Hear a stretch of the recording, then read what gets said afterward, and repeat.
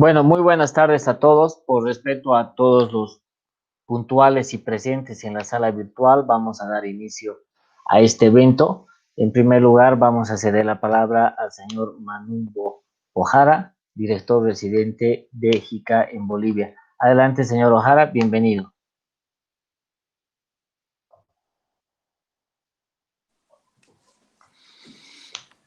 Bueno, gracias, Patrick. Distinguidos autoridades de la FERACBEJA, estimados ex becarios y colegas de JICA, amigas y amigos, muy buenas tardes. Bueno, nuevamente me siento halagado de dirigirme a ustedes y ver que este ciclo de conferencias como grupos de trabajo de nuestros ex becarios continúa con esta elogiable tarea.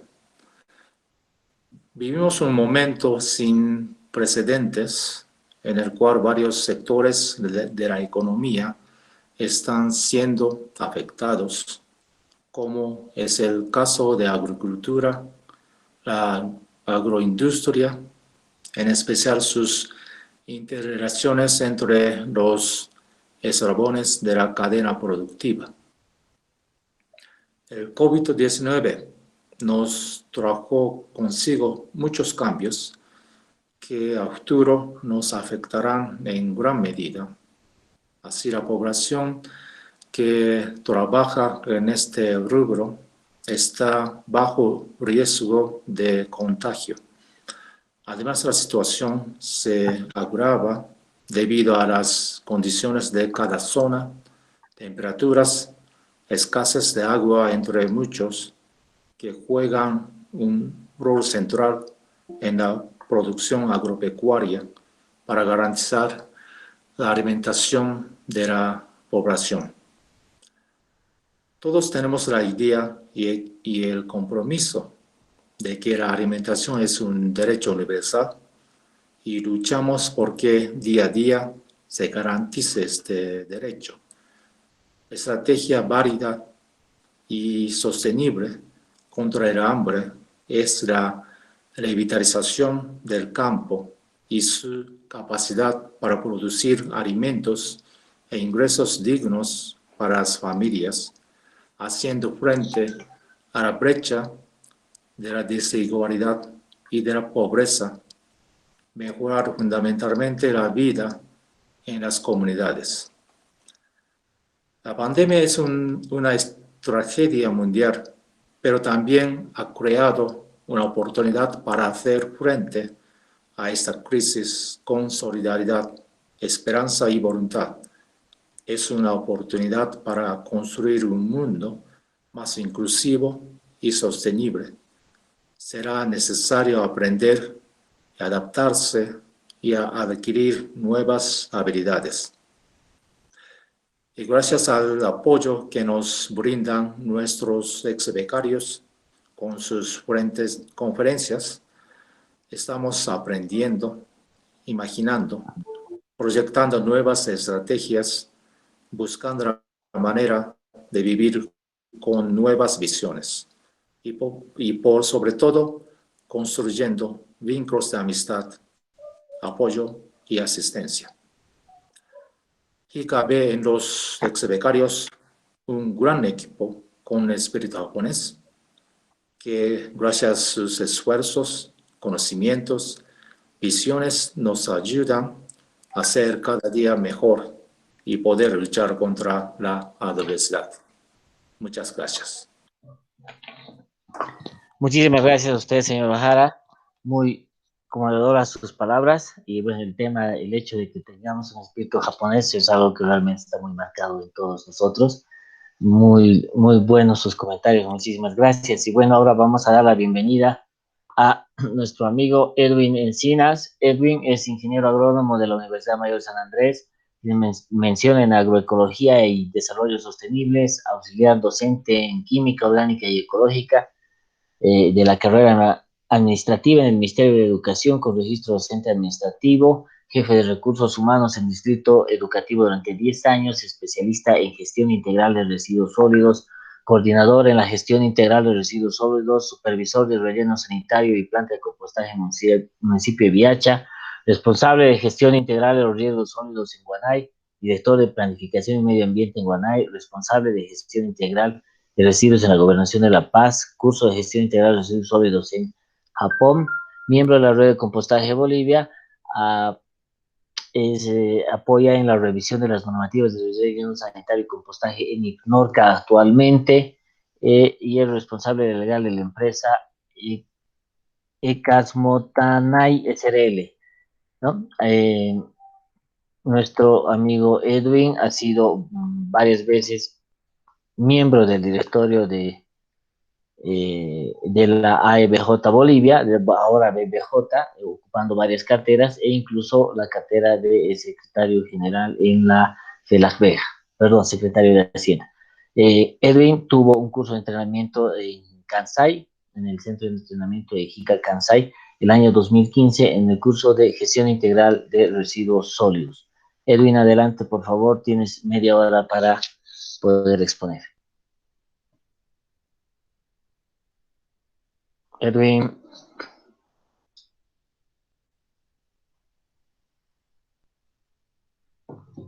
Gracias.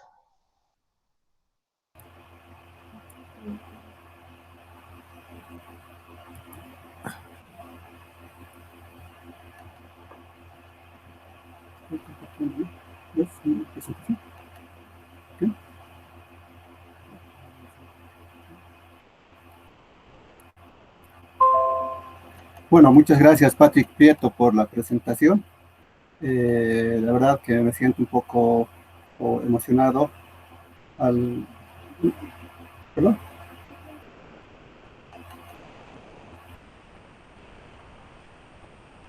Bueno, no sé si me escuchas, Patrick, si ves la presentación.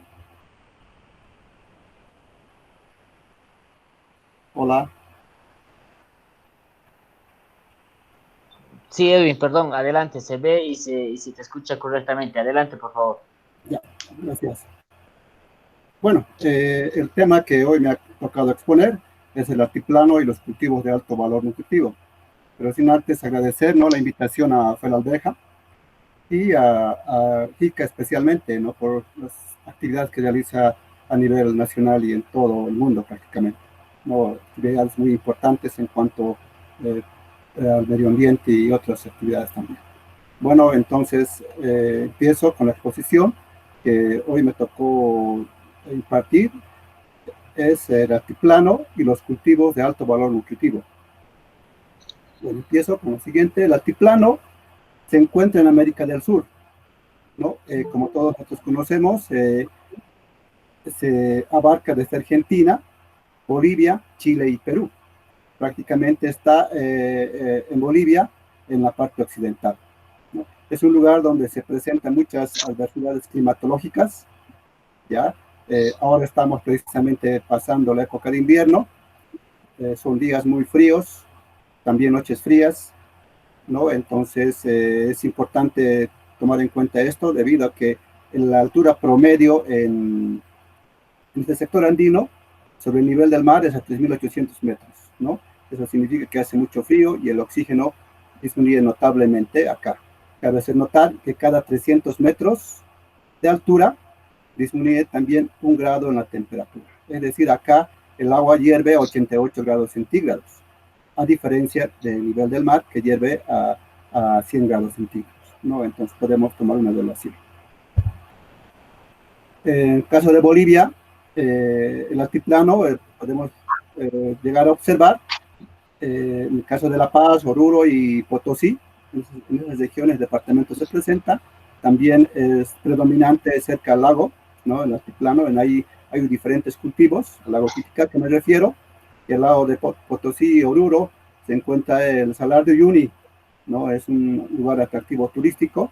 Como ustedes pueden observar, en este sector predomina mucho las especies a esta altura, son especies con poco follaje, ¿ya? Debido a inclemencias climáticas, ¿no? Hay toda pasto y otras especies también. En cuanto a la fauna, podemos ver alpacas, llamas y otros en el sector más al sur del altiplano en Bolivia. También está el Uyuni, ¿no? Que es un salar conocido a nivel mundial. Bueno, y los cultivos de alto valor nutritivo en las comunidades rurales de los Andes, la alimentación esencialmente es base. En este caso predomina la papa, la oca, ¿no? La papa es un tubérculo que se consume y tiene alto valor energético. Es por eso que en lugar de consumir mucho este tubérculo para aprovechar y llenar. También estas especies son ricos en hidratos de carbono, pero muy pobres en algunos aminoácidos esenciales. Y como allá su dieta, como escribimos por acá nuestra dieta, es también consumiendo quinoa, cañagua, que son ricos en lisina, proteínas, ¿no? También las leguminosas, podemos ver que están ahí el tario y el haba. Ellos también compensan en algunas épocas del año las carencias de tubérculos que se llega a ofrecer por esas épocas. Además, también en estos sectores, en el altiplano, se llega a consumir muchas proteínas, ya de algunos animales. En este caso predominan las llamas, las alpacas, los camélidos, prácticamente los bovinos, son especies introducidas, ¿no? de Europa. Ya acá por el altiplano se encuentra la especie Holstein y el pardo suizo. En este caso, la especie Holstein es de doble propósito, ¿no? Ellos proporcionan leche y también carne, ¿no? Y no son muy extensivos la producción, son más de consumo doméstico y para el mercado interno, ¿no? Estos alimentos contribuyen mucho en energía para nuestra dieta alimenticia. Perdón, en proteínas para nuestra dieta alimenticia. Como os había mencionado, el altiplano de Bolivia abarcan 60 municipios entre La Paz, Oruro y Potosí. ¿Ya? La vegetación altiplánica de este lugar es semiárida, ¿no? Hay lugares que son más áridas, otros lugares también secas, empezando del norte hacia el sur. A partir del norte se empieza a abrir lo que son las montañas, en este caso la cordillera andina, se vuelve más planicies y el clima tiende a ser más árido, ¿no? Entonces, ¿qué especies predominan por este lugar? Predominan la tola, la kiswari y la queña. La tola, antiguamente y en la actualidad, utilizan como combustible. Es una especie que se presenta mucho en el altiplano. La kiswari y la queña, que está en extinción actualmente, pero sí existen muchas especies, ya, pero se está degradando, que se utilizaba esas especies como combustible también para cocinar sus alimentos, ¿no? Ahora también lo utilizan como plantas medicinales. Los suelos son generalmente pobres en nitrógeno, fósforo y otros nutrientes y micronutrientes, y también su contenido en materia orgánica es muy bajo, ¿no? Y los valores salinos de estos suelos son altos, ¿no? El uso de la tierra entremezcla en las propiedades familiares, comunales. Es decir, que un comunario suele prestar su terreno a otros vecinos para que puedan cultivar, ¿no? Algunas especies y en otras épocas llega a recibir préstamo también sus cultivos, o sea, llegan a utilizar sus predios para cultivos a nivel comunal. No predominan, como se había mencionado, diferentes ganados, ¿no? Entre oveja, alpacas y ganado, ¿no? Variando la importancia de cada especie según la región. Entre los cultivos más importantes que se presentan en estos sectores, como ustedes pueden apreciar, son la papa, la quinoa, la haba, papaliza y oca. Estos se desarrollan en áreas protegidas, ¿no? Se cultivan también en estos lugares aún especies forrajeras. Hablamos de la alfalfa, que eso nos sirve para alimentar al ganado vacuno especialmente. Ahora quiero mencionar un poco, hablar un poco en cuanto a esta especie que es la quinoa, que es predominante de este sector del altiplano.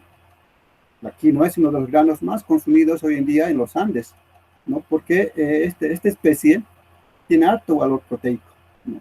Tiene mucho valor proteico, también contiene grasas que son muy esenciales para el cuerpo, aminoácidos y otros tipos de proteínas y vitaminas que ayudan a que nuestra dieta alimenticia sea considerada en nuestro menú. Y además de que esta especie actualmente se está exportando a diferentes países, tanto a Europa como a Estados Unidos, ¿no? Por su valor nutritivo. Es característico porque no contiene gluten, es un pseudo cereal, ¿no? Se presenta en los tres colores, en este caso el rojo, blanco y negro, pero la que más conocemos, la quinoa, acá por este sector es la quinoa blanca, y es fácilmente asimilable a nuestra dieta, a nuestro microorganismo. Es asimilable a nuestro paladar y demás, y fácilmente llega a descomponerse nuestro organismo, ¿no? En este caso nosotros consumimos de esta especie la semilla, ¿no? Es lo que nos sirve como alimento.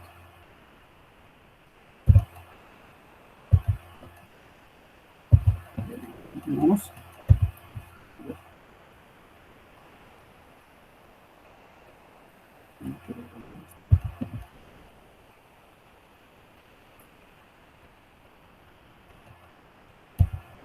Bueno, ahora hablamos de la papa. No, la papa es una especie herbácea que también quise mencionar en esta exposición debido a que esta especie aporta alto valor energético a los que consumen, ¿no?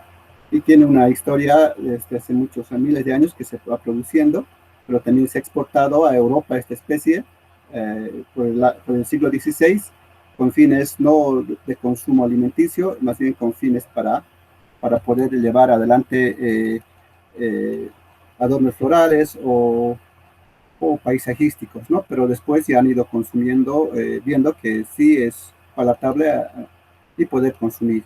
Actualmente la papa se consume a nivel mundial, ¿no? Y es lo importante que acá en este sector andino tenemos bastante producción de papa, ¿ya? Y diferentes variedades, más de 1000 variedades de papa que podemos conseguir, ¿no? También hablamos del haba. La haba es una especie predominante de este sector también. ¿Por qué quise mencionar la papa y el haba? Por las siguientes razones, ¿no? El haba, cuando llegamos a sembrar los cultivos, en la gestión agrícola que uno siembra, sus raíces aportan rizobio al suelo. Y ese rizobio es importante para la siguiente producción. A la siguiente gestión, si un año sembramos haba, como aporta rizobio y nutrientes al piso esta especie, el siguiente año podemos sembrar haba y la papa llega a absorber el rizobio y el nitrógeno del haba que proporciona al piso, ¿no? Y el siguiente año intercalamos nuevamente con haba y demás. El haba tiene alto valor proteico, ¿no? Ayuda mucho en nuestra alimentación. Y ese intercambio de cultivos, por decir la rotación de cultivos, cada gestión, es muy importante. Sembrar un año papa o leguminosas, al siguiente año un tubérculo, al siguiente año nuevamente haba, durante varios años. Eso es lo que realizan los agricultores, ¿no? Van haciendo su rotación de cultivos cada 6-7 años, después dejan descansar el suelo por un tiempo. Nuevamente empiezan a producir de la misma forma. Entonces, ¿qué es lo que sucede actualmente, ¿no? Actualmente las personas, nosotros y demás, estamos utilizando muchos fertilizantes y químicos para poder aprovechar el piso. Entonces, ¿qué hace un químico en el suelo? Lo único que hace es hacer que activar los microorganismos, activar los nutrientes del suelo para que las raíces de la especie, en este caso de la papa o de otra especie, pueda absorber, ¿no? Durante varios años. Llega a producir bien utilizando esos fertilizantes químicos, pero El problema es que a la larga, por muchos años de uso, el suelo se llega a degradar, ¿no? Se llega a desertificar y por ende, en uso de años prolongados, por decir unos 10 años y todavía no utilizado, el suelo se llega a destrozar irremediablemente, ¿no? Al utilizar ese tipo de químicos. Es por eso que hay suelos erosionados, ¿no? Y es muy importante no utilizar estos químicos de forma discriminada. Arruinamos nuestros suelos y cuando un suelo se erosiona, se destroza, difícilmente podemos llegar a recuperar ese suelo. Según estudios, un centímetro de suelo se puede llegar a formar en 1000 años, ¿no? Y nosotros, ¿qué hacemos? En menos de 10 años, 7, 8 años, utilizando mal los químicos, lo arruinamos en ese tiempo nuestra capa arable, ¿no? Y es muy lamentable, pese a que en el sector andino nuestros suelos son jóvenes, ¿no? La capa arable está entre 20 y 30 centímetros y destrozar un suelo prácticamente es un pecado mortal, ¿no? Y es muy importante manejar bien, y es más aún, todavía si hay políticas de meter maquinaria pesada y mal utilizada, estamos compactando la subcapa arable de nuestro suelo. Es por eso que no es tan recomendable utilizar este tipo de maquinarias en nuestros suelos, ¿no? ¿Por qué empiezo a hablar del cuidado del suelo? No, porque naturalmente, después de 7 años que utilizan, el campesino deja descansar el suelo por unos 3, 4 años. Y en ese espacio que descansa el suelo, naturalmente se llega a formar una materia orgánica descompuesta, que se puede conocer con el nombre de compost, ¿no? Naturalmente tenemos compost. Después de 4 años dejamos descansar el suelo y podemos volver a sembrar ya un suelo más activo, y así se ha ido manejando durante miles de años la producción en la tierra, ¿no? Sin desertificar. Para realizar compost nosotros tenemos que trabajar de la siguiente forma, ¿no? Por eso ahora quiero ingresar a este tema del compostaje. Un poquito he dado una temática en la cual quería mostrar la necesidad del manejo correcto de los suelos, ¿no? Pero ahora, con esta pequeña charla, quiero enseñar o quiero compartir conocimientos con ustedes para poder elaborar compost, ya sea un compost domiciliario, un compost a nivel municipal o un compost comunitario, ¿no? Entonces, ¿qué es el compostaje? ¿No? El compostaje es la descomposición de materia orgánica por medio de un proceso biológico, donde interactúan micro y macroorganismos. ¿Qué es la materia orgánica? La materia orgánica es todo lo que ha tenido vida alguna vez, ¿no? Nosotros somos materia orgánica. Todo lo que ha tenido vida, las plantas son materia orgánica. Entonces, ¿cuál es la característica principal de la materia orgánica? Es el famoso CHON: carbono, hidrógeno, oxígeno y nitrógeno. Toda materia orgánica está compuesta de esos componentes, ¿no? Y entonces, esta materia orgánica, para que se convierta en compost, tiene que haber un proceso biológico de degradación de los microorganismos, que también pueden apoyar los macroorganismos. En este caso, un macroorganismo podría ser una lombriz, otros insectos que pueden interactuar en el suelo, ¿no? Y lo que nosotros realizamos para hacer un compostaje, aceleramos la descomposición. Naturalmente se puede obtener compost, como les había explicado, en 3, 4 años. Pero sin embargo, si nosotros hacemos compostaje en nuestros domicilios, o en nuestras plantas de compostaje, o en algún sector, podemos reducir el tiempo ya sea unos 6, 7, 8, 9 meses, depende al lugar y a la temperatura y cómo lo manejemos nuestro compostaje, ¿no? Bueno, parámetros iniciales para elaborar un compost. Esta es una cajita, como ustedes podrán ver, mi domicilio. Elaboro compost, ¿ya? Elaboro compost. Es una cajita solamente para mostrar. ¿Qué tiene que haber para realizar el compost, ¿no? Primero que tenemos que tener es una estructura física. Como ustedes pueden ver, tiene que existir espacios tiene que existir, el material está picado, cuanto más picado esté el material, más fácil la descomposición, ¿no? El tamaño de la partícula, ¿ya? Tiene que existir humedad, tomando en cuenta que la materia orgánica en promedio tiene un 70% de humedad, el 30% de materia seca. Eso significa que no vamos a necesitar mucho riego para elaborar compost, ¿no? Si lo manejamos de esta forma. La relación carbono-nitrógeno también es importante. ¿Y cómo podemos llegar a obtener esto? No necesitamos ser científicos y tener instrumentos de medición de alta tecnología. Simplemente viendo a simple vista podemos ver eso, ¿no? Tenemos la materia orgánica que tiene gran cantidad de nitrógeno, es aquella materia orgánica que es verde. Por ejemplo, como pueden ver acá, ¿no? En su mayoría acá tienen gran cantidad de nitrógeno. El carbono presentan aquellos residuos que son de color café. Entonces, ¿qué relación tiene que ver? Lo que uso yo, las relaciones 1 a 1, ¿no? La misma cantidad de carbono con la misma cantidad de nitrógeno aproximadamente. Y el pH también es importante, ¿no? No podemos colocar en nuestras composteras muchas cáscaras de limón, muchas cáscaras de cítricos y demás, porque eso aumentaría el pH. Se puede colocar de forma reducida, ¿no? Ahora, si quieren también compostar esas cáscaras o restos de cítricos, se puede hacer solear en el techo o en algún lugar, y así un poco soleado ya se puede colocar en la compostera. Para que una vez que tengamos compost y con el mismo compost podemos obtener estos productos utilizando como abono. ¿Ya? Eso es un parámetro inicial. Bueno, continuamos con otros parámetros del proceso.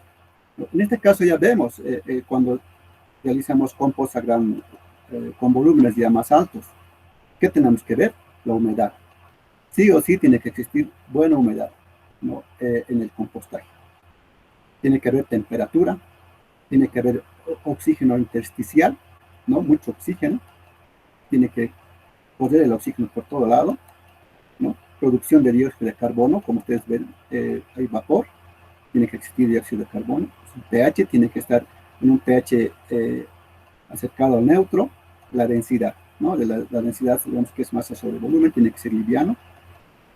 La densidad de compost, ¿no? Por lo tanto, si nosotros manejamos en forma correcta la humedad, la temperatura, ¿no? Y vamos a tener la oxigenación, vamos a tener un compost de calidad, ¿no? En este caso, cuando hacemos compost en domicilio, difícilmente vamos a llegar a tener temperatura alta como una planta de compostaje. En este caso, cuando las pilas de compost son altas, ¿no? O tienen un buen tamaño, se llega a tener temperatura y llegan a descomponerse más rápido. Y en el domicilio, por ejemplo, en este caso, acá, en esta compostería domiciliaria, no vamos a llegar a obtener temperaturas altas, ¿no? Pero sí se va a llegar a descomponer, ¿no? Bueno, si hablamos de temperaturas, también queremos hablar de temperaturas e higienización. Para eliminar patógenos, necesariamente tiene que elevarse la temperatura. Y es por eso, según la NB Compost, normativa de compost, tiene que llegar a estas temperaturas para tener un compost de calidad. Lo que hacemos en casa es un compostaje, pero solamente estamos estabilizando nuestra materia orgánica para fines de agricultura y para poder volver a llevar al suelo nuestro compostaje y utilizarlo también con abono después que se mineralice. Pero sin embargo, en una planta de compostaje tiene que cumplir ya ciertos parámetros para que el compost sea de buena calidad, ¿no? A 55 grados se elimina la salmonella, ¿no? La Escherichia coli se elimina a 60-65 grados centígrados, ¿no? Y otras especies como ustedes, y otras bacterias también que se pueden eliminar, ¿no? Entonces es importante la temperatura en nuestro compost. Cuando realizamos el compost, esto se ve en todos los factores, ya sea en compost domiciliario, en compost, plantas de compostaje, comunitarios, la reducción, ¿no? Hagamos de cuenta que este es material fresco, la reducción en volumen del compost. En 9 meses llegamos a obtener hasta llega a reducir al 30%, ¿no? Es decir, estamos bajando el volumen de nuestra materia orgánica. Ya, el agua se va evapotranspirando, y el compost final llegamos a tener el 30%. En este proceso de mineralización, tiene que existir un proceso de mineralización para tener un compost de calidad. De 1 a 3 meses podemos llegar a tener ya el compost, pero sin embargo falta mineralizar aún. Tiene que mineralizarse para que este compost sea fácilmente asimilado por las raicillas de los cultivos. Si nosotros colocamos compost sin mineralizar al suelo, ese año no va a suceder nada con nuestros cultivos.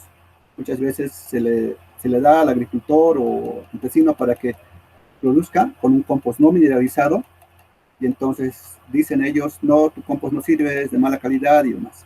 Pero en la siguiente gestión vuelve a sembrar y da bien. Y ellos le atribuyen a otro factor.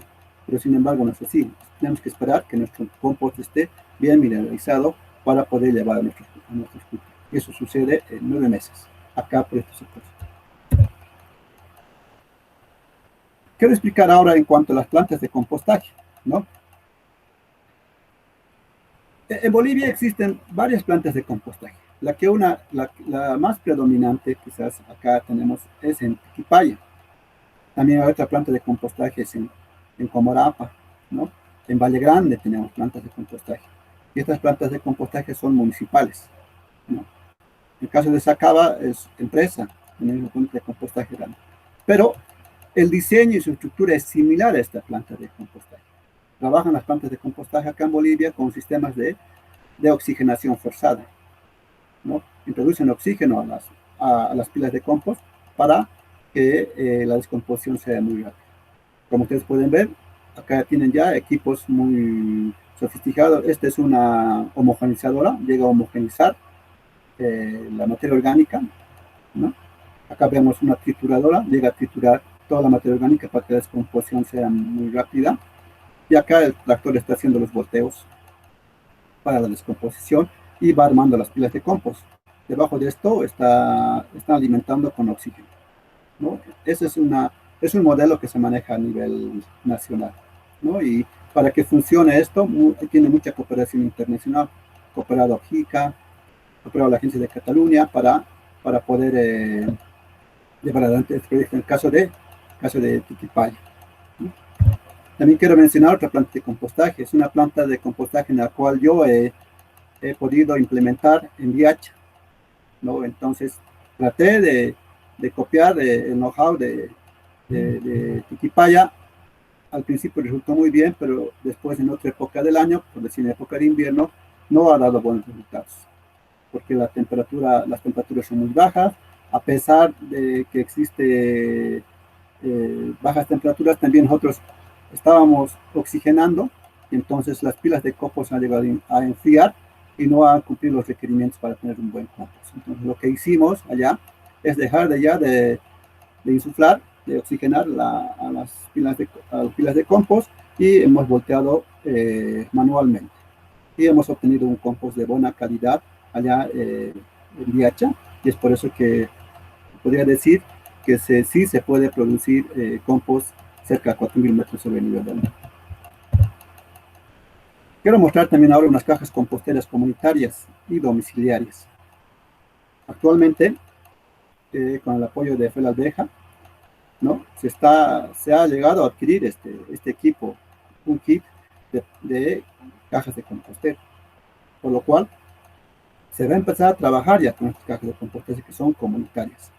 Se va a copiar residuos orgánicos de los domicilios y de algunos sectores que quieran apoyar mercados y ferias, y se va a trabajar dentro de estas cajas de compost, que tienen una característica muy singular, debido a que es similar al método de Takakura, que felizmente he podido ver muchas presentaciones del maestro Takakura, y tuve compañeros que han sido sus alumnos del Sensei Takakura, se podría decir, y hemos empezado a trabajar, ¿no? Pero ya adecuando con la experiencia en el manejo de compost acá en Bolivia, ya adecuando estas cajas para que llegue a resultar muy bien. Como ustedes pueden ver, acá tiene una capita protectora, ¿no? Es de material impermeable para evitar que entre el líquido a nuestra materia orgánica y altere la descomposición de nuestro compost.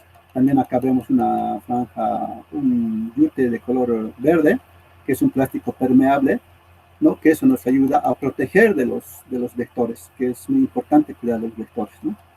Estos son para nuestros compost comunitarios. También acá hay una pequeña cajita, ¿no? Que esa es para hacer compost a nivel ya más domiciliario. También se va a hacer pruebas en esas cajitas de compost más domiciliario, ¿verdad? Como ustedes pueden ver, esta caja se arma como un Rusty, ¿no? Se arma como un Rusty. Inicialmente el compost está acá, va a estar acá el compost, ¿no? Llenito. Cuando queramos voltear el compost, vamos a desarmar la caja, la vamos a trasladar, el compost al lado y nuevamente la caja va a estar armada en este sector, ¿no? Entonces va a ser un trabajo muy fácil de descomponer nuestra materia orgánica y en poco tiempo vamos a llegar a tener ya un compost ya descompuesto. En cuanto al compostaje domiciliario, ¿no? Acá les muestro esta cajita, ¿no? Acá se va a poder hacer compost a nivel domicilio, ¿no? Hay muchos departamentos, casas que no cuentan con espacio. En esta cajita ya van a poder hacer su compost, que es muy sencillo, que se le he explicado, les he dado algunos parámetros para elaborar compost, ¿no? Entonces solamente se necesita voluntad y decisión para poder realizar el compost, ¿no? Esto es acá en casa lo que está trabajando, ¿no? Compost ya durante esta cuarentena se empezó a hacer compost. Ya tenemos resultados. Lo cubrimos así con este material impermeable para evitar que vengan vectores, porque sí o sí en su descomposición pueden acercarse moscas y podemos tener un problema de moscas, ¿no? En este sector. Por eso es importante protegerlo. Entonces ya les estoy dando un tips más para producir compost, ¿no? Protegerlo, darle oxigenación, humedad, temperatura, decisión y muchas otras cosas más, ¿no? Para tener un compost en casa, que no es difícil de poder producir. Bueno, ya terminando mi exposición, comentarles de que he trabajado en varios municipios y lo que yo me he especializado más en la gestión integral de residuos sólidos, ¿ya? Yo, o sea, se ha podido, mediante el gobierno municipal, se ha podido trabajar en diferentes gestiones, y lo único que yo voy con esa temática es de separar los residuos de forma orgánica, reciclable y no aprovechable, ¿ya? La fracción orgánica de todos nuestros residuos, sabemos bien que la fracción orgánica está por encima del 50%, lo reciclable está por un 25% y solamente se debería de desechar, ¿no? Un 20 a 25% que debería del relleno sanitario a su disposición final. Pero lo que nosotros hacemos es botamos todos estos residuos, ¿no? Y estamos botando recursos prácticamente. Con el compostaje vamos a poder salvar por lo menos un 50%. Y este mismo compost que se va al relleno sanitario, perdón, esa misma materia orgánica que va al relleno sanitario, llega a formar lixiviados, contamina el medio ambiente, la namba freática, el aire y demás, cuando está maltratado y mezclado con estos. Pero sin embargo, si realizamos un compost y obtenemos, evitamos todo eso y apoyamos a la naturaleza, ¿verdad? Entonces, con eso quiero terminar esta presentación, sin antes agradecer a JICA, Escuela Alveja, a Ecomodachi. Actualmente soy representante legal de la empresa Ecas Montaina, ¿no? Que vamos a empezar a trabajar ya con el medio ambiente, ¿no? Y entonces tener muchas actividades para trabajar en estas gestiones. Bueno, espero haber satisfacido alguna de sus inquietudes. Bueno, estoy dispuesto para que ustedes puedan hacer algunas consultas. Muchas gracias, querido Edwin. Bueno, en sí ya hay una pregunta de nuestro amigo Vázquez Quintanilla desde Uyuni, que nos dice si es posible poder poner cítricos en el compost orgánico. Bueno, de colocar los cítricos se puede colocar, no hay problema, pero sí no en grandes cantidades. Pero si tienen mucho cítrico, lo recomendable es poder esa especie hacerlo secar al sol. Y ya una vez que esté deshidratada, se puede colocar a nuestro compost. Y no va a haber ningún problema y su pH va a estar manteniéndose neutro. Perfecto, muchas gracias. Invitamos a toda la gente que se encuentre en la sala, si gustan realizar alguna palabra sobre la presentación del ingeniero Edwin Encina. Este es el momento, por favor, o en su caso, mandarlo a través del chat.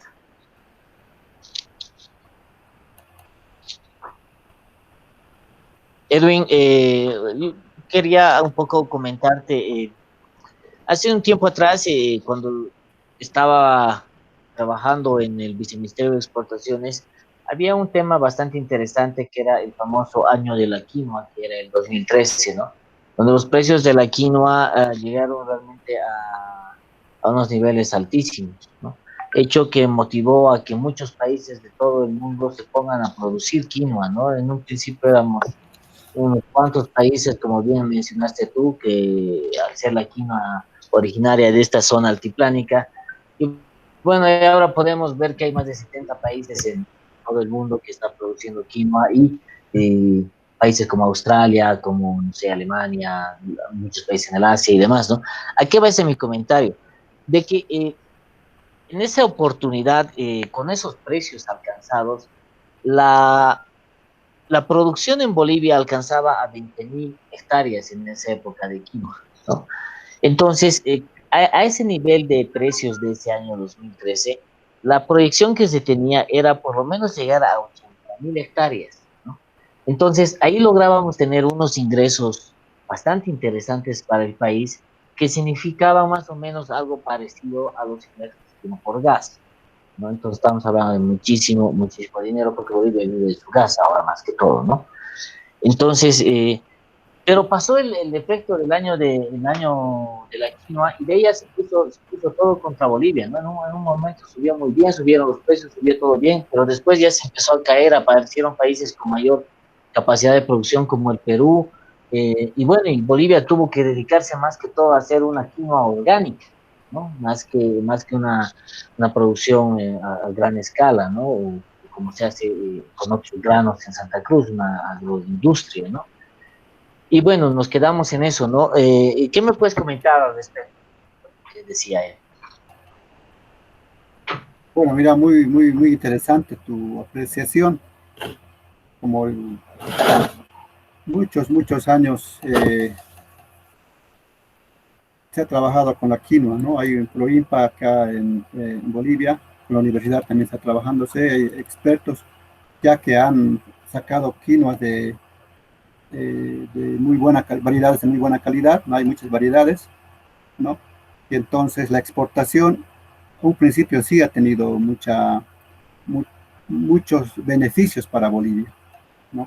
Pero sin embargo, con la competencia a nivel ya en otros países del mundo, están produciendo, ya ha bajado la exportación en Bolivia, ¿no? Principalmente también en Perú, es uno de los principales exportadores también de quinoa, ¿no? Entonces, lo único que Bolivia ahora está exportando, que yo tengo conocimiento, es la quinoa real. Es una quinoa que tiene alto valor, es por su tamaño, su estructura y demás. Entonces, eso es más apetecible por el mercado internacional, ¿no? Y eso llegan a costar, tiene un precio muy alto. Eso prácticamente en Bolivia nosotros no estamos consumiendo mucho la quinoa real, porque más lo sacan para exportación, ¿no? Hay otros quinos que nosotros utilizamos, que consumimos, que no es mucho. Miren, que nosotros tenemos gran cantidad de producción de quinoa, pero no estamos consumiendo, ¿no? Habría que buscar algún tipo de políticas para poder consumir, ¿no? Y es lo que te puedo decir en cuanto a la quinoa que sí ha bajado mucho el tema de importación por lo que otros países están produciendo. Perfecto, un poquito acotando a lo que dices, un dato muy interesante que me veo obligado a decir a todos, a todas mis que están aquí ahorita en la sala, es el hecho de que Bolivia, o sea, como te decía, hay 70 países que producen quinoa, ¿no? Pero Bolivia tiene la famosa quinoa real. ¿Qué tiene de particular esta quinoa real, no? Que es, incluso es esa la quinoa negra, ¿no? No sé si alguna vez la han visto, es una variedad de negra quemada, ¿no?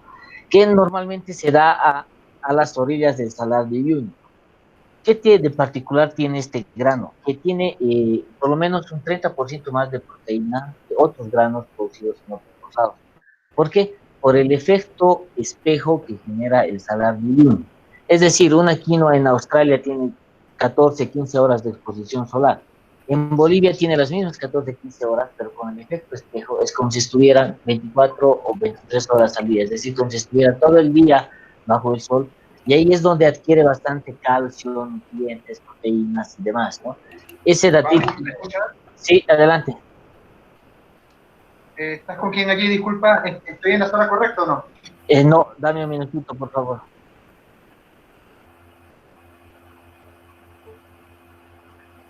Bueno, a eso, Edwin. Bueno, empezamos con René. Vamos, René, alistándonos, por favor.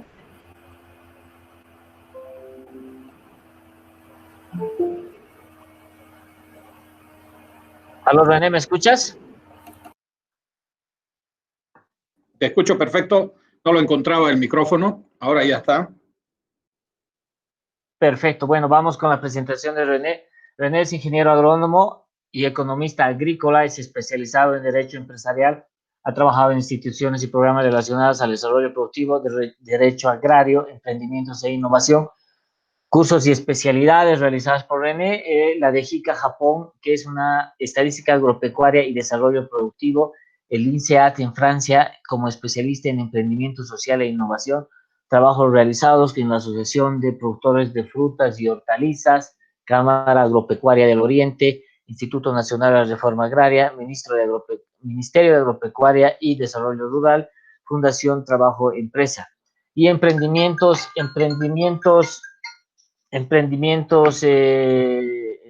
de pymes, ha sido parte de lo que es Bolivia Recicla, gestora comercial de productos del bosque y revista Emprendedores Bolivia. Damos la bienvenida a René. Bienvenido, René, tienes media hora y toda la audiencia es tuya. Bienvenido. Gracias. ¿Se ve mi pantalla? Ya se ve, ¿no? Sí. Buenas noches a todos. La verdad que es un gusto poder conversar con ustedes. Voy a tratar de hacer una presentación que más que todo ilustre muchas de las cosas que venimos trabajando, pero y dar un pantallazo de lo que es el potencial agropecuario en el oriente boliviano.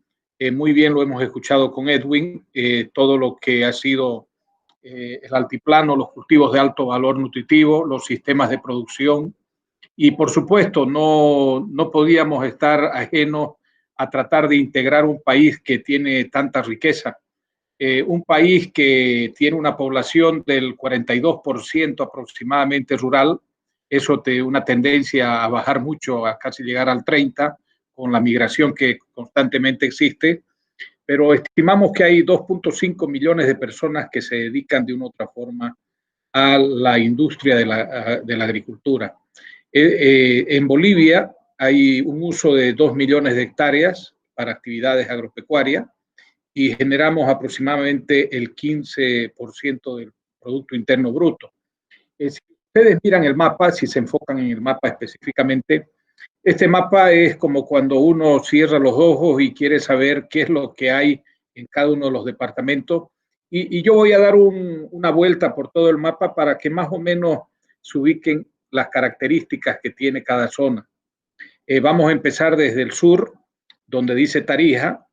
Tarija es parte de los valles de Bolivia son Tarija, Chuquisaca, Cochabamba, parte del departamento de Santa Cruz. Normalmente se produce mucha hortaliza, mucho grano, frutas de pepita y carozo, y lo fundamental que es una zona interesante con el clima, un clima templado con promedios de 18 a 25 grados y que tiene un ciclo productivo que permite desarrollar muchas actividades. Tenemos la suerte de tener grandes viñedos, una gran experiencia en el sur de Bolivia, tanto para vinos como también Singani. Singani es un producto típico de Bolivia que nos permite de una u otra forma ubicarnos en el contexto con algo muy singular, parecido al pisco, parecido a la cachaza, muy contemplado con el aguardientico de Colombia, pero en sí tiene su propia característica, como todos los licores y los tragos de cada uno de los países. De ahí subimos un poco hacia el lado del este, en este caso hacia Santa Cruz, donde son 37 millones de hectáreas, de las cuales las características son de que tiene un 45% de área boscosa, las otras tienen llanuras y también un gran potencial agropecuario, el cual hoy en día del potencial de Bolivia de las 12 millones de hectáreas con tipo de uso para agricultura, solamente se está usando el 10% o un poco más, y los cultivos que en el oriente boliviano, especialmente en Santa Cruz, se tienen es la soya, el maíz, el girasol, el sorgo, y de una u otra forma todos ellos tienden a tener un cultivo de siembra directa. Más allá de las estadísticas, creo que hay un gran potencial si subimos un poco al departamento del Beni, donde las características del Beni siempre han sido del sector ganadero. Algo interesante, el oriente produce un gran porcentaje de la ganadería, que después lo vamos a ver, pero antes se producía todo en el Beni, se llevaba un poco a Santa Cruz y de ahí iba al mercado. Hoy en día hay todo un contexto de producción. Ese contexto de producción es de que se cría en el Beni, en el norte, se hace una recría en propiedades intermedias y luego se hace el engorde antes de entrar ya al faeneo. Luego voy a hablar un poco más de este tema, pero quiero seguir yendo hacia el norte. En el norte, muy pegado a la frontera con Perú, como también con Brasil, tenemos Pando y el norte de La Paz, que son de características tropicales 100%. La mayor producción que hay en esa zona es de castaña y goma, también ganadería. Hoy en día también hay gran explotación piscícola y grandes pastizales. Entonces, si se fijan, un poco he dado una vuelta por el oriente boliviano, dejando a un lado lo que ha sido el occidente, que muy bien Edwin nos lo ha contado, pero algo fundamental en esto es de que los dos departamentos más grandes de Bolivia tienen una característica muy singular. Han recibido una fuerte migración del occidente, donde podemos decir de que han complementado la potencialidad agropecuaria, la potencialidad natural, con la capacidad del boliviano de ser agricultor y de ser una persona sufrida en el campo. El señor O'Hara muy bien hacía mención al problema del COVID y también las inclemencias del clima que de una u otra forma han hecho de que cada día tengamos más problemas en el oriente y en algunos lugares del occidente también. En esta otra siguiente van a poder ustedes apreciar un poco, este es el mapa de potencialidades productivas, es un poco antiguo, es del 2013, pero no ha cambiado mucho, salvo de que han habido más quemas, más desmontes, han habido accidentes que ustedes saben que han sucedido, accidentes llevados de la mano del hombre, pero que lamentablemente afectan mucho a la chiquitanía, especialmente en la zona específica que estamos aquí mostrando con mi cursor. Pero lo que yo quiero resaltar en esto es de que el oriente boliviano está caracterizado por una gran capacidad de uso forestal, tanto maderable como no maderable, el tema de la ganadería, todo lo que es el uso extensivo de agricultura, pero también para poder complementar todo eso con hortalizas y fruta, especialmente frutas tropicales que de una u otra forma tienen singularidad en todo esto, y lo que son frutas de pepita y carozo. Algo fundamental acá es de que se ha ido especializando también con programas piscícolas, la captación de agua, como también haciendo cultivos de peces que se han puesto muy de moda y que creo que hacen una coincidencia con lo que la tendencia global, especialmente en Latinoamérica, está buscando para complementar el tema nutricional. A un lado tenemos, debajo de lo que dice Potencial Agropecuario del Oriente, saqué a propósito 2 fotos de castaña, estas las hice rápidamente para un poco mostrar algo de ese potencial, el cual todos debemos ser conscientes que debe suceder así en el mundo. Es preferible tener un árbol de pie que tener una tabla o una mesa de madera. Hoy en día hay distintos subproductos que pueden ser utilizados, así como se habla del compost, también se puede hablar del reciclado del plástico, para tener mesas de plástico con mucho uso de llantas, como también de bolsas y otros PVC. Pero fíjense que del 2014 al 2019 las exportaciones de castaña solamente acumularon 1.071 millones de dólares de una zona específica, que es el norte de Bolivia, en la zona de Pando y la provincia Vallivián y un poco en el norte de La Paz.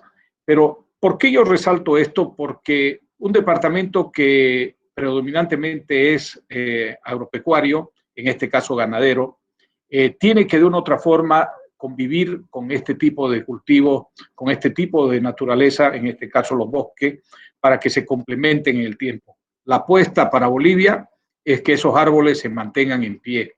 Creo que tenemos la mayor diversidad de fauna, flora y de todo lo que son las especies, muy comparado con otros países de Sudamérica e incluso con mucho más potencial de preservación y de un constante aprovechamiento, donde tenemos casi 30 millones de hectáreas de áreas protegidas y parques.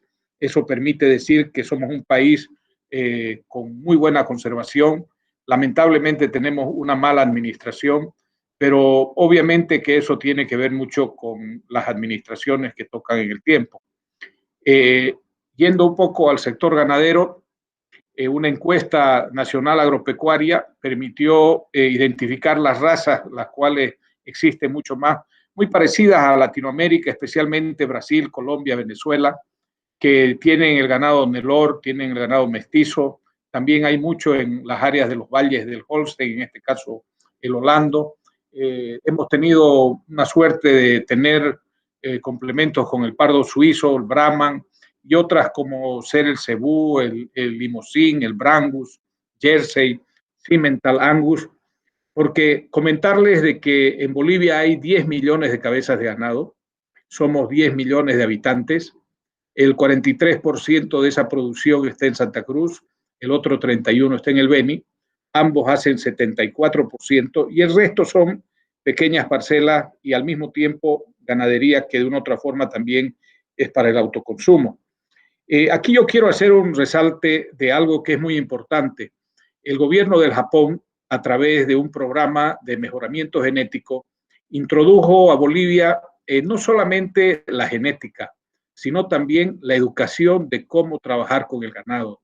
Eso ha sido muy, muy importante porque propiedades enteras que tenían un desorden en el manejo encontraron la posibilidad de ser capacitados, de ir y mirar cómo se tenía que hacer.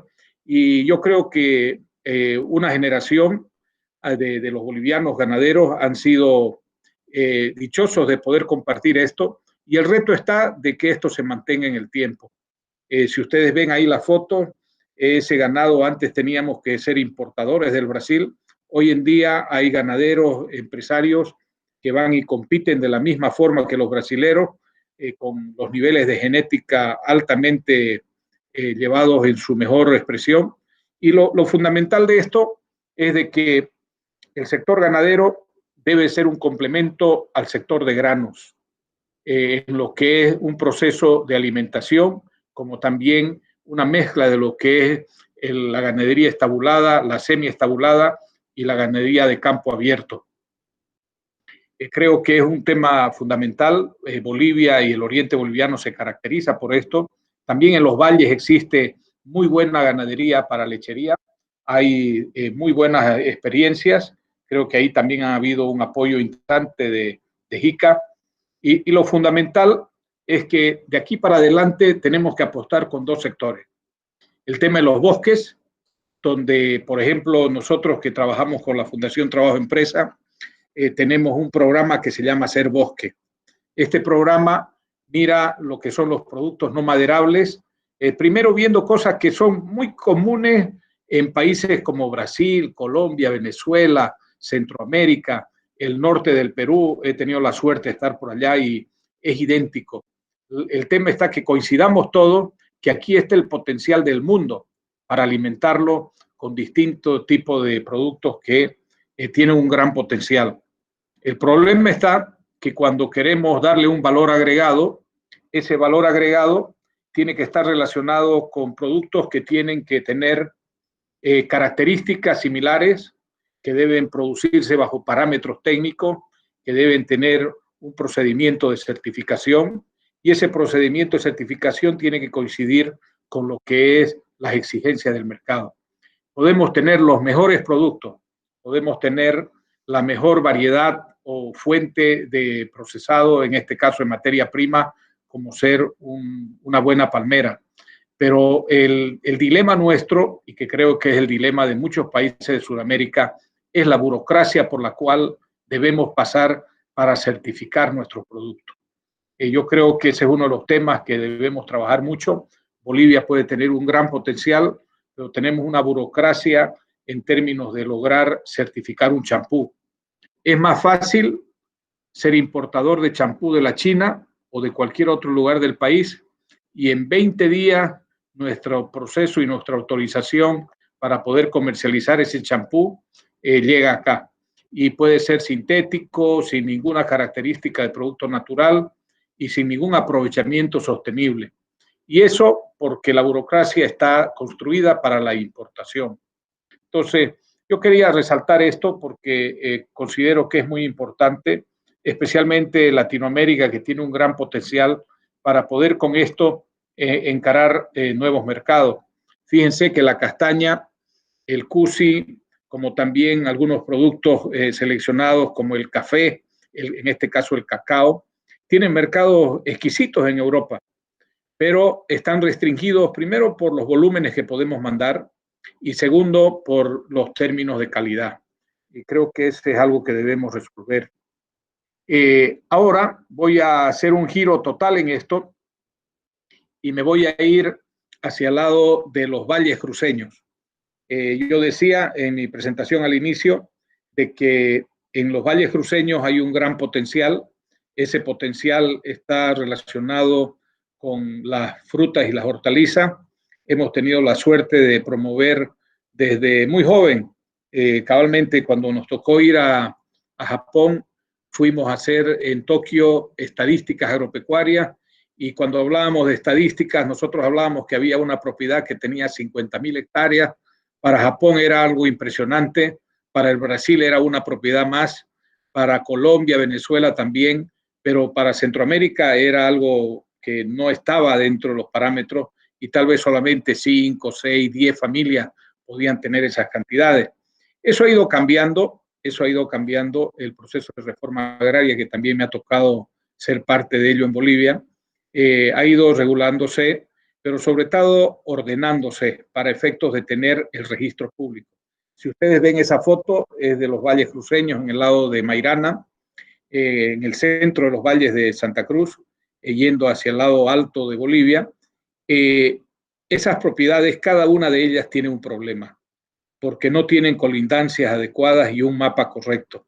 En el tiempo eso se ha ido regulando, pero se ha ido dando esto porque ese lugar tiene un gran potencial para lo que escuchábamos hace rato, de poder también entrar en nuevos cultivos de alto valor que puedan ir supliendo las necesidades. Este valle se caracteriza por tener la mejor palta, tener la mejor frutilla, tener un excelente durazno, como también lo tiene Cochabamba, otra parte de Bolivia. Y por supuesto estamos con el reto de que de aquí salga también una uva para luego competir en el mundo con unos buenos vinos. Se ha priorizado en ciertas zonas de acá algunos productos que hacen de que si Santa Cruz tiene 15 provincias y 56 municipios, Los Valles tiene 11, y estos 11 todos son altamente productivos. Una superficie de 2.855 kilómetros cuadrados, con una pequeña población de 83.000 habitantes. Entonces, si ustedes se fijan, se puede hacer maravilla. Uno de los retos que se tiene es el proyecto que tiene JICA con la gobernación, con el gobierno autónomo departamental de Santa Cruz.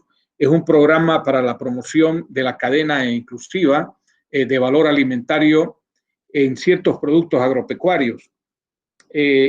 ¿Cuáles son los productos? Son específicamente tanto como frutas como también subproductos de la línea de la frutihorticultura. Pero yo quiero aquí hacer un resalte en algo que nos está pasando hoy día. Saipina es un municipio en los valles que fue atacado fuertemente por el COVID.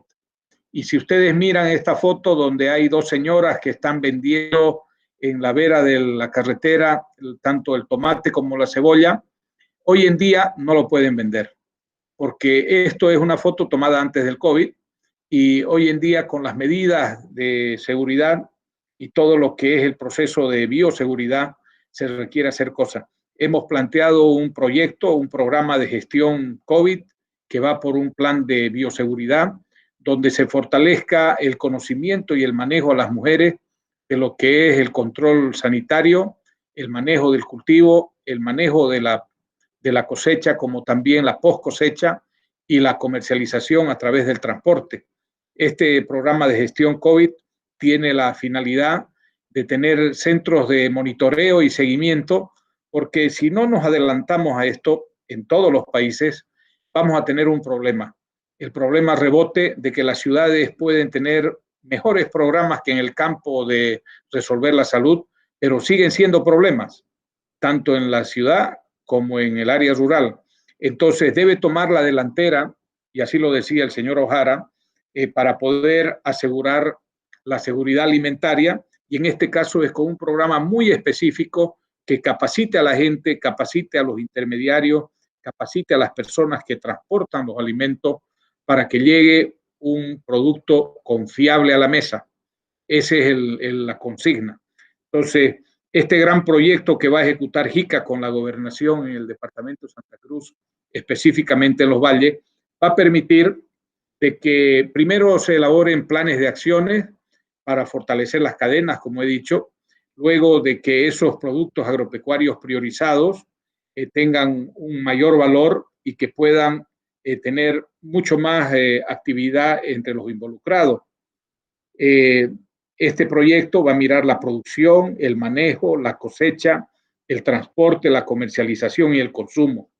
Un consumo que está relacionado con un mercado de 2 millones de habitantes, que es la ciudad de Santa Cruz, y que de una u otra forma, y por las cuestiones de la vida, en 1999 me tocó gestionar como gerente de Asfrut, la Asociación de Productores de Frutas y Hortalizas de Santa Cruz, la gestión ante JICA a través del gobierno nacional de un mercado, de un estudio de mercado para la ciudad de Santa Cruz. Pasaron muchos años, la burocracia boliviana se mandó en manifestación positiva de que tenía que tardar muchos años. Recién se ha terminado eso y muy agradecidos con esa información. Hoy en día este proyecto es, creo, la complementación para poder ver que estos productos priorizados tengan una mejor producción, tengan un mejor manejo, tengan una excelente cosecha, que de una u otra forma se mejore la comercialización. Y algo fundamental, que no solamente es frutas de pepita y carozo, o también la papa, sino un producto que tiene un alto valor nutritivo para la población, que es la miel. Creo que ha sido acertada la selección. Hoy en día la miel en el mundo es muy demandada, pero algo más que producir la miel, debemos trabajar de manera integral en lo que es la protección de las abejas. Y creo que el contemplar un proceso de apiarios y que eso permita el tener la cultura de la protección de la abeja va a ser algo interesante. Para eso también se le ha propuesto a JICA un programa de buenas prácticas productivas. Hay excelentes productores que muchas veces nadie se entera de que están allá. Y estoy seguro que quienes me están escuchando y que trabajan en el campo conocen buenas prácticas agrícolas, buenas prácticas productivas, pero que solo las conoce el productor y no las conoce sus colegas productores. Entonces, nosotros proponemos de que exista un proyecto que muestre las buenas prácticas productivas, porque de esa forma el boca a boca, el transmitir la información, el tener programas de visita, hace de que uno vaya aprendiendo más de estar 4 años en la universidad. En lo personal, en mi vida de joven, creo que aprendí más del sector agropecuario yendo al campo, aprovechando las vacaciones, que los 4 años de estudio. Y eso es porque la práctica creo que tiene una base científica en todo esto, que es el conocimiento de primera mano. De la misma forma, es importante lo que se ha planteado para los valles cruceños, y estoy seguro que en todos los proyectos del mundo debe ser así, es de que la producción debe ser orientada hacia el mercado. De nada sirve que estemos produciendo la mejor uva, las mejores manzanas, los mejores tubérculos, si no tienen un mercado, si no tienen dónde se compre. Y para eso hay que escuchar qué quiere el mercado. El mercado está demandando frutas, el mercado está demandando hortalizas, el mercado internacional está demandando ciertos productos con valor agregado. Entonces tenemos que hacer lo imposible para que eso se cumpla. Es necesario que logremos hacer algo en ese tema positivo, porque en lo central, creo que más allá de la producción hortícola en los valles cruceños, hay una complementariedad con el resto de Bolivia. Años anteriores, Cochabamba era llamada el granero de Bolivia. Hoy en día, y lamentablemente, las grandes extensiones de tierra muy rica en todo sentido, donde se producían distintos productos, están bajo cemento. La ciudad creció y fue borrando todo ello. Entonces ahí también hay que aprender de esa experiencia para que el uso de suelo en las zonas donde tienen gran potencial se respete y se lo mantenga, porque el uso mayor del suelo es el que nos va a permitir no solamente mantener técnicamente y adecuadamente el suelo a efectos de no degradarlo, sino que nos va a permitir ordenar el crecimiento de las poblaciones. Entonces, creo que ese es un comentario al margen de la producción que sí es importante tenerlo en mente. Yo quiero cerrar mi presentación. Tenía en mente de que son 20 minutos, 10 minutos de preguntas, en las cuales quiero a todos los que están ahí escuchándome ahora, que me puedan contestar si alguien podría imaginar producir hortalizas a 80 metros sobre el nivel del mar, a 42 grados centígrados de las alturas, y que hoy en día trabaja en el llano. Estas dos fotos son sacadas en la frontera con Brasil, específicamente en Mato Grosso, muy ligado al Amazonas, y que tenemos una gran producción y una gran experiencia, la cual estamos transmitiéndola para que esto sea en todo el borde de las fronteras de Bolivia, desde el norte, desde Pando, pasando por el Beni, llegando a los 3 o 4 ciudades grandes que tiene Santa Cruz en el este boliviano, y por supuesto el complementar con instituciones del Brasil para que sea un aprendizaje de ambos lados. Esto con el mayor orgullo es mucho mejor de lo que se hace al otro lado de la frontera, pero es porque hay gente que se ha capacitado para hacerlo. Y obviamente agradecemos mucho ahí los programas que hay con algunas experiencias de gente que estuvo trabajando con las colonias japonesas, con programas de la Universidad Autónoma Gabriel René Moreno, de la Gobernación, y hoy en día les toca vivir en frontera y haciendo estas maravillas. Yo con esto, Patrick, hago un alto acá para poder conversar y ver qué otros temas podemos complementar a lo que he presentado. Perfecto. Muchísimas gracias, querido René, una magistral presentación. Bueno, ahora abrimos el periodo de preguntas para todos que quieran hacer alguna cuestionante o sacarse alguna duda respecto a la presentación de René. Este es el momento, por favor, adelante. Ya saben, pueden tomar la palabra o en su caso, escribir su palabra al chat de la reunión.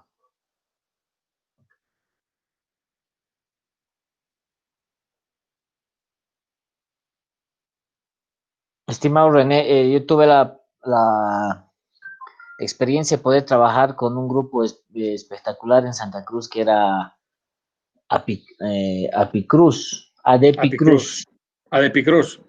Adepicruz, que tenían un tema de abejas silvestres, espectacular, qué lindo proyecto. De igual forma con Azaí. Sí. azaí hemos trabajado en Santa Cruz, hemos trabajado con almendras y con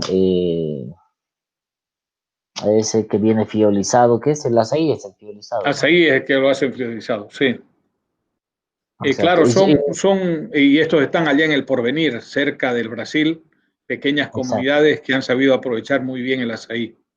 Para los que no conocen el azaí, es una palmera que tiene un producto morado de alto valor nutritivo y con características interesantes para poder hacer jugos y complementarlo con otros productos. Claro, Creo que hay dos preguntas.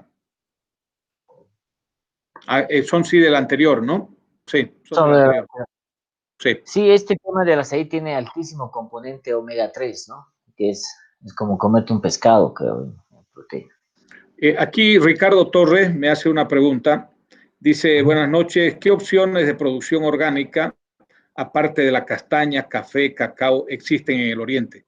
Bueno, fíjese que en la última foto estamos tendientes a que esa producción de hortalizas vaya a ser primero amigable con el medio ambiente y luego va a ser el siguiente paso es trabajar en producción orgánica.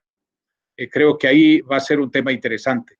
Pero también se está trabajando en otros cultivos como ser el tema del palmito para lograr de que sea cultivos ya manejados y que tengan unas características de orgánico.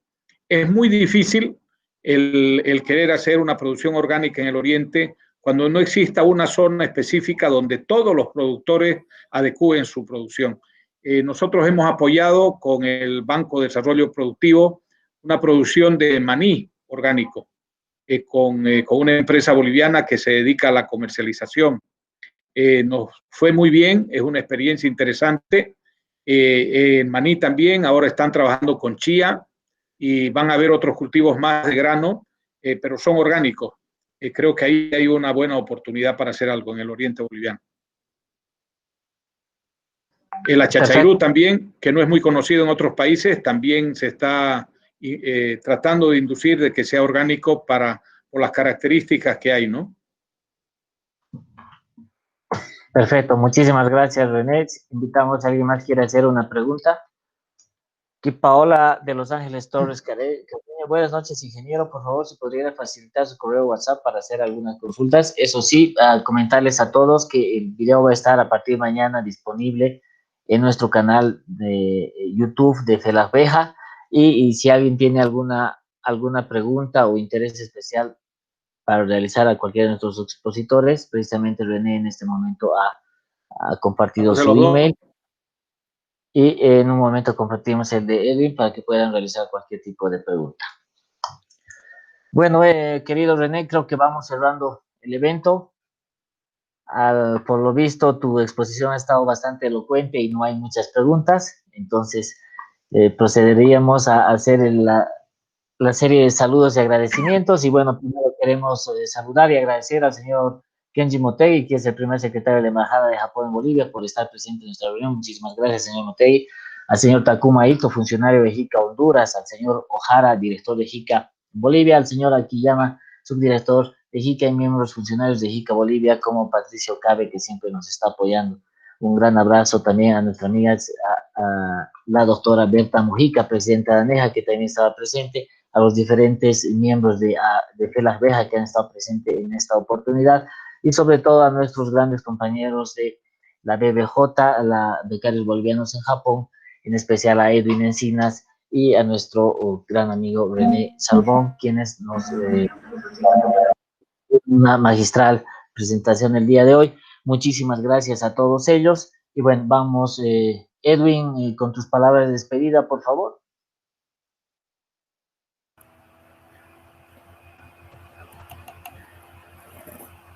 Bueno, muchas gracias a todos los que han participado, ¿no? Entonces, simplemente decirles que se cuiden mucho en esta época, que es de pandemia, y a protegerse. Y bueno, cuidémonos todos, ¿no? Al cuidarse todos, también estamos tratando de pasar esta pandemia.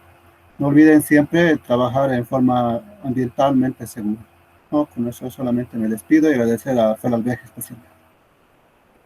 Gracias, Odín. Pedirte, por favor, que puedas compartir tu email en el chat, para que si existe alguna persona interesada en hacer contacto contigo, pueda escribirte directamente. René, tus palabras, por favor, adelante. Gracias, Patrick. Primero, agradecer a todos quienes han participado. Es un gusto siempre compartir, o por lo menos hacer ver un poco lo que se está haciendo en Bolivia. Hemos abstenido de mostrar muchas cosas, pero estoy seguro de que la gente lo conoce y que coincidimos en muchos de los sectores productivos en Latinoamérica, y lo que tenemos que buscar es complementarnos. El gran reto está en acceder a mercados, el fortalecer las capacidades de los productores, el lograr que exista mayor innovación, uso de tecnología. Hay cosas que realmente se pueden adaptar, y más aún nosotros que como ex becarios tenemos la posibilidad de mantener contacto entre nosotros. Eso es una gran gestión, Patrick, para que podamos seguir hablando. Nosotros estamos siempre presentes en muchas de las charlas, y lo fundamental es que esa complementariedad no solamente sea entre ingenieros agrónomos, entre ingenieros industriales o entre economistas, sino de que sea entre todos. Debe ser una complementariedad, porque hoy en día las necesidades no solamente las vemos desde el punto de vista productivo, sino llegamos hasta el plato de la mesa, pasando por salubridad, pasando por gestión, pasando por todo lo que es la construcción del ecosistema. Entonces, apostemos por los startups. Creo que ese es un tema interesante que deberíamos hablar, Patrick, en algún momento. Todos los países están trabajando con startups. Ya tenemos la línea de robótica. Creo que debemos entrar en el tema de los startups, de la innovación, tecnología. Conozco países con ex becarios que están haciendo lo mismo. Entonces, no quito más tiempo, y agradecido, y también a las autoridades de ICA y la embajada que han tomado su tiempo para escucharnos. Es un honor para nosotros. Gracias. Muchísimas gracias, René. A todos los presentes, una vez más, muchísimas gracias. Y bueno, los esperamos el próximo domingo a las 15 horas, Guatemala. Estará el grupo de trabajo de discapacidad e inclusión social con un tema de desarrollo económico en personas con discapacidad. A todos, muchísimas gracias. Un gran abrazo y nos vemos en la siguiente conferencia. Hasta luego. Muchas gracias.